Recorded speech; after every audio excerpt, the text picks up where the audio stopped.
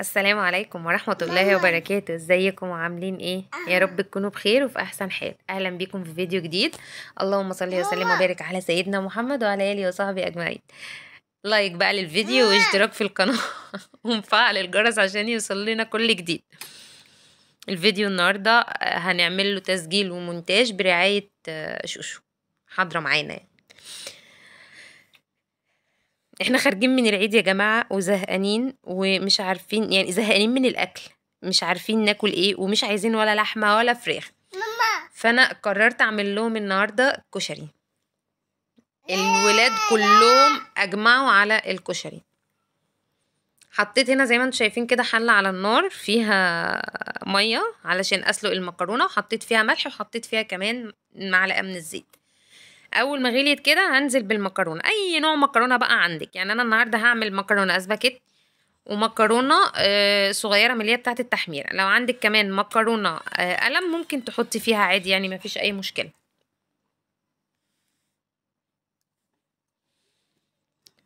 هديهم بقى تقليبه كده، افرق المكرونه بس كده عن بعضها، وبعدين هغطي عليها واسيبها بقى ايه لما تستوي.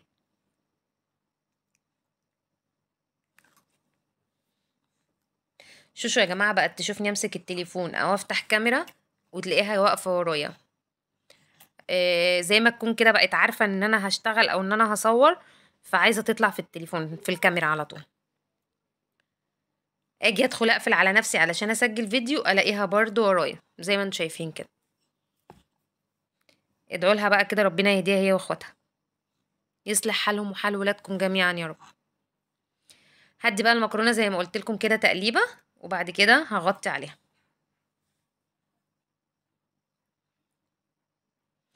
هنا بقى طبعا احنا خلاص جبنا التوم الجديد. هعمل فيديو بقى مع بعض كده ازاي نفرز التوم ده او ازاي نفرمه ونشيله في البرطمان في الفريزر يقعد معانا طول السنة.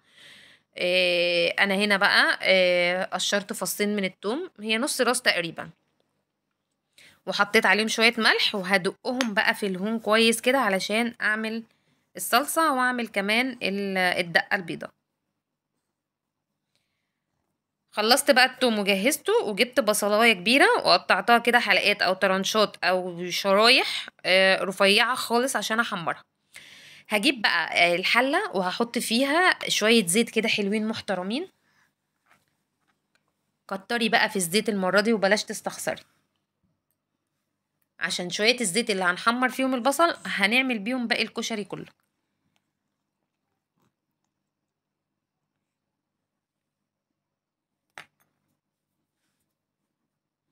انا النهارده كنت عامله لهم حرفيا حفله كشري. جيت وانا بغرف الكشري حصل معايا حته موقف يا جماعه والله العظيم، يعني هتشوفوه لما يجي وقت. ركزوا معايا بس وخليكم معايا لاخر الفيديو علشان اقول لكم ايه اللي حصل معايا. واسوني وطبطبوا عليا بالله عليكم، قولوا لي معلش معلشوني كتير في الفيديو ده.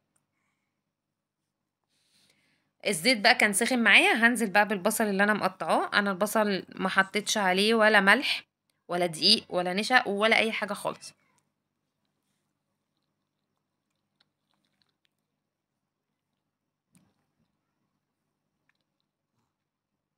هنا بقى انا كنت حمرت البصل وصفيته كمان، حطيته في مصفى كده عشان ينزل كل الزيت اللي فيه. والحله التانية دي انا كنت حطيت فيها العدس، غسلته كويس وحطيته عشان ياخد غلوه واحده بس معايا. جبت بقى الحله اللي انا كنت بحمر فيها الزيت، اخدت فيها معلقتين زيت زي ما انتم شايفين كده. ركزوا معايا عشان انا قلت لكم ان الزيت اللي حمرنا فيه البصل هنعمل بيه الكشري كله.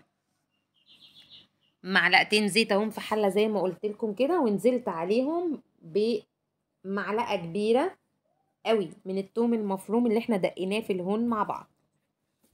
التوم علشان لسه اخضر وطري فبيتدق معانا بكل سهوله، بيتفرم بكل سهوله.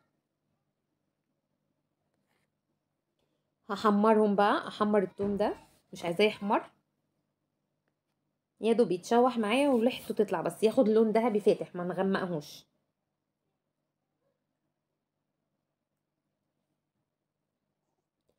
بصوا انا مقعده شوشو جنبي وحاطه لها طبق كشري باكلها، هي يا دوب خدت مني معلقتين وانا بصيت للتليفون علشان اكمل تسجيل الفيديو، وببص عليها لقيتها نامت في سابع نومه خالص.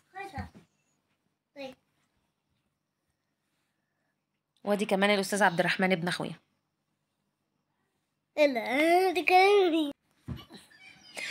العيال حرفيا بيلاقوني قفلت باب الاوضه عليا بيفضلوا رايحين جايين، باب يتفتح وباب يتقفل، واحد يخرج وواحد يدخل. هنحمر بقى الثوم، واول ما يتحمر هنزل بمعلقه من الخل، وهنزل عليه بصلصه الطماطم على طول.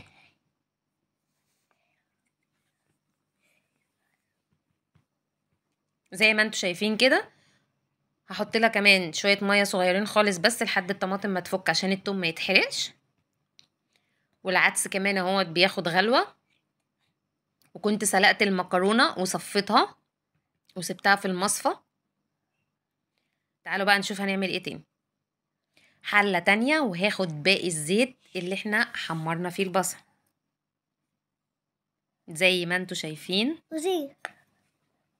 يبقى الزيت احنا خدنا منه، عملنا منه الصلصه، وهعمل منه كمان الرز.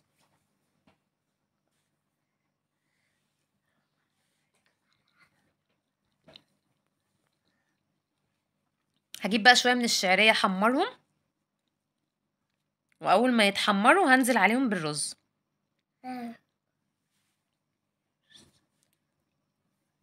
انا كنت بحب كمان اعمل الرز بتاع الكشري دوت، يعني اشوح بصلايه كده الاول، لما تصفر انزل عليها بشويه من الشعريه لحد ما الشعريه تحمر، تكون البصله كمان احمرت، انزل عليهم بالرز اقلبهم كويس، وبعد كده اقول لكم هنعمل ايه. بس انا النهارده عملته من غير بصل. حمرت الشعريه بس، واول الشعريه ما تتحمر هنزل عليها بالرز.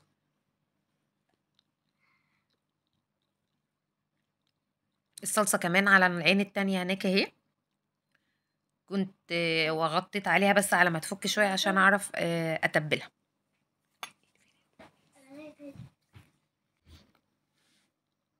صلصه الكشري انا هملحها ملح وفلفل وكمون فقط لا غير، مش هحط عليها اي حاجه تانية. هقلب بقى في الشعريه عشان ما تتحرقش مني لان النار عاليه، العين دي كانت عاليه قوي. هبدا بقى املح الصلصه. حطيت ملح وزي ما قلت لكم هحط فلفل وكمون كمان وبس. وهنا كمان العدس خلاص بدأ يغلي، هو هياخد غلوه واحده معايا وهطفي عليه. انا مش بسويه سوا كامل، انا يا دوب بس بياخد غلوه.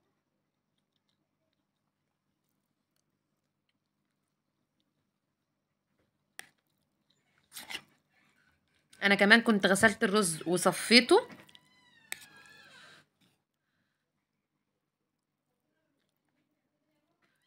يا جدعان والله انا مش عارفه اسجل فيديو يا جدعان، من العيال داخلين خارجين، حد يقول لي اعمل ايه واروح فين واجي منين من العيال دي. والمفروض ان احنا عندنا امتحانات وما بيذاكروش، حد كده اولاده برضو ما بيذاكروش زي ولادي ولا ايه النظام؟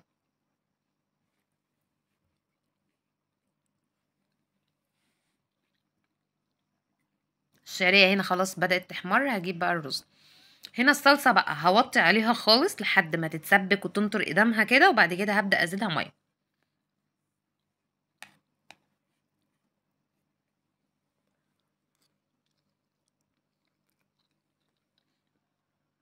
هنزل بقى بالرز على الشعريه.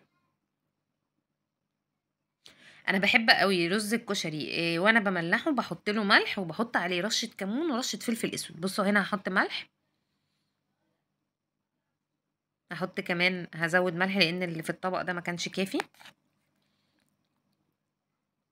وادي رشه كمون، وهدي كمان رشه من الفلفل الاسود.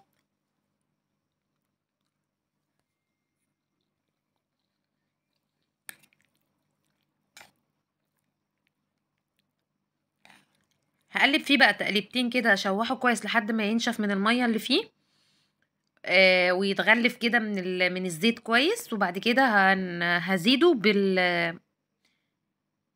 بالعدس وبميه العدس كمان. طبعا الميه اللي في العدس كتير، فانا هحط على قد مقدار الرز، وهنزود سنه بسيطه عن المقدار الرز لان العدس كمان هياخد من الميه. انا هنا هروح اصفي باقي العدس لان انا كده مش هحتاج ميه تاني، فهصفي العدس من الميه وهنزل ببقيته.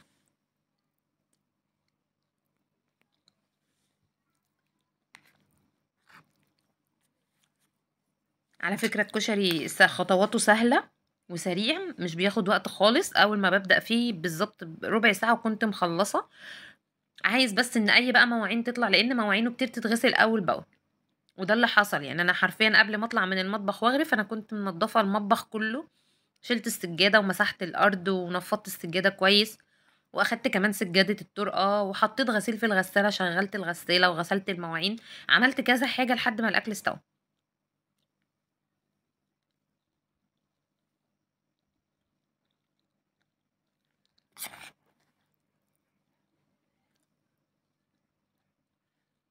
لا، وعملت لهم حاجة حلوة كمان هنزلها لكم في فيديو تاني. بصوا بقى، تعالى نعمل الصلصة البيضة او الدقة البيضة، اللي هي دقة التوم والخل. معايا هنا كوباية من المية، عليها ربع كوباية من الخل، كمون وكزبرة وملح. بصوا البصل جنبي في المصفى هناك اهو، مقرمش ومش شارب زيت ولا طري، وحلو جدا زي ما قلت لكم، من غير دقيق ومن غير نشا ومن غير ما احط له ملح واعصر ميته ولا اي حاجه خالص.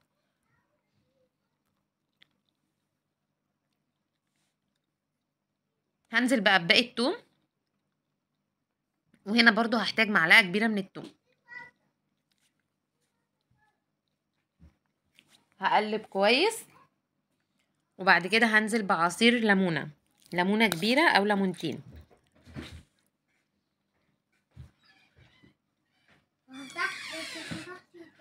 بحب احط عليه اكتر من ليمونه، يعني ممكن احط عليه ليمونتين علشان يبقى الطعم مزز شويه. بس النهارده دي الليمونه الوحيده اللي كانت موجوده عندي في التلاجة فاخدتها بقى.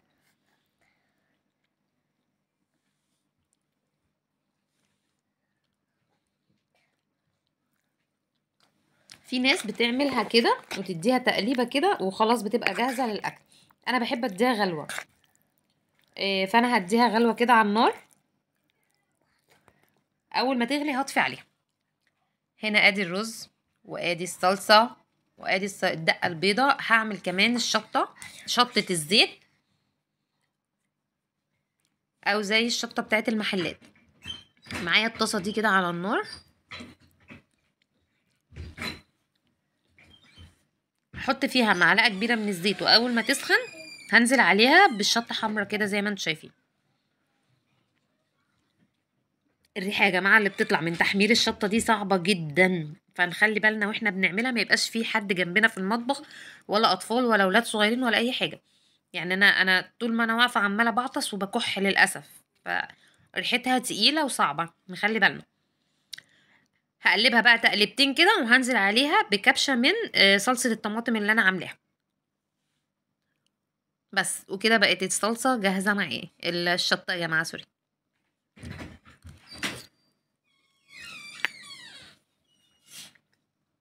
انا زودتها شويه كمان، يا دوب تغلي غلوه واحده ونطفي عليها النار.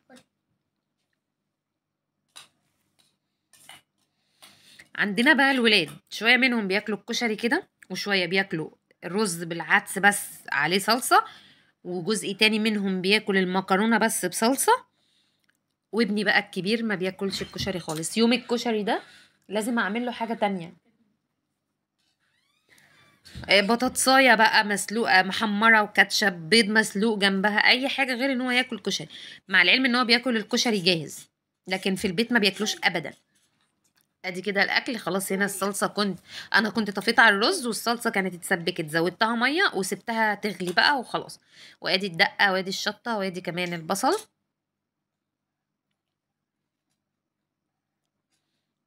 ودي الشطه ودي الدقه اول الصلصه، ودي المكرونه كمان. المكرونه بتاعت الكشري لما باجي اغرف بغسلها، بديها شطفه تانية واصفيها،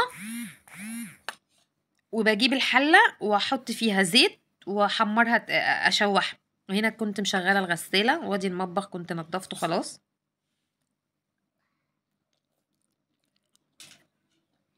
ادي الرز، وكنت حطيت بيضه تتسلق لابني، والصلصه بدات تغلي، فانا كده خلاص جاهزه ان انا اغرف.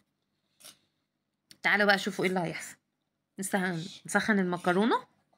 هقول لكم دلوقتي هنسخنها ازاي.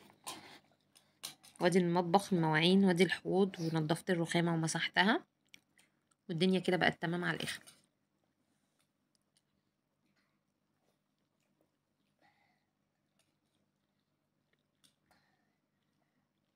بصوا بقى، انا جيت غرفت في البولة دي صلصة، قلت كبيرة علشان تاخد الولاد، وشلتها في ايدي ويا دوب بتحرك بيها ولقيتها كده بالمنظر ده، طقت مرة واحدة، مع انها ما كانتش مبلولة والرخامة ما كانتش عليها مية ولا اي حاجة، يعني انا غرفتها وهي على الرخامة، واول ما مسكتها في ايديا وبدأت اتحرك بيها راحت طقة، وقعت بقى غرقت الدرج كده زي ما انتم شايفين. الحمد لله، قدر الله ما شاء فعل. طبعا وقعت على ايديا وعلى رجليا، فالحمد لله.